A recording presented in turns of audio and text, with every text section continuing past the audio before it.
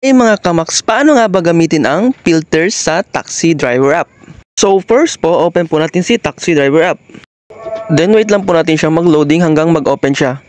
Then click po natin ang auto sa upper right side ng application. Para ma-disabled po siya kasi baka may pumasok po na order or booking sa atin. And ayan po, na-disabled na po siya. And click na po natin ulit si auto para mapunta na po tayo sa filters. And ayan, dito na po tayo sa filters. So click po natin yung plus sign dyan po sa baba.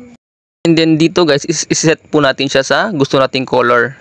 And then dito guys, is na-set ko po siya sa red. And then yung new filter 2 is change po natin sa going to East Coast. And if na-change na po natin sa going to East Coast, is click naman po natin yung where to zones dyan sa baba. Kasi nga po, isi-set na po natin yung lugar ng East Coast. And syempre dito guys, is-set po natin siya sa East Coast na lugar. So meaning dyan, i-check po natin yung East and then yung Putik. Kasi ang mga lugar na yan is East Coast. Dito sa Zamboanga City. And then pagkatapos po natin siyang ma-set, is click po natin yung save sa baba. Then click po natin uli yung save para ma-set na po siya.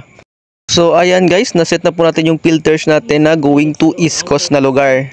And then ito po yung itsura pag na-set na po natin siya sa auto papunta po ng East Coast. Red yung color sa taas ng auto.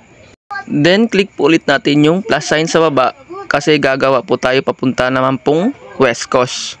And then dito guys is na-edit ko na nga po yung name na going to West Coast and then na-set ko din po siya sa red na color. And then click po natin yung where to zones ulit. And then dito guys is set po natin sa Recodo, Sinunok, Talisayan and Tulungatong kasi yan pong mga lugar na yan is going to West Coast po. Then pagkatapos po natin siya ma-set, click na po natin yung save sa baba. Then ayan guys, so okay na po siya and then click po natin yung save ulit sa baba.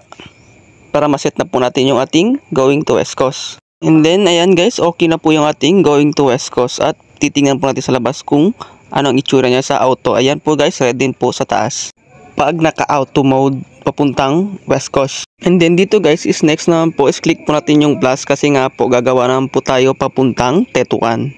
So dito guys, edit po natin yung name na going to Tetuan naman. And yung color is set naman po natin sa blue.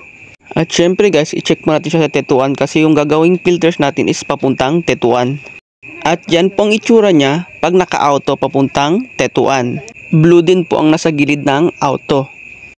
Meaning yan guys, ang lahat ng nasa gilid or nasa radius nyo pong mga order papuntang Tetuan is makukuha nyo po pag naset nyo po yung inyong filters papuntang Tetuan. Dapat po naka-auto filter sa papuntang Tetuan or going East Coast or East Coast. At yun po ang tamang paggamit ng auto filters dito sa Taxi Driver app. So sana po may natutunan po kayo sa paggamit ng auto filters. At sa mga bago pa lang sa aking YouTube channel, please click po subscribe at hit niyo po notification bell para lagi pong updated sa mga bago kong upload na videos. Thank you po.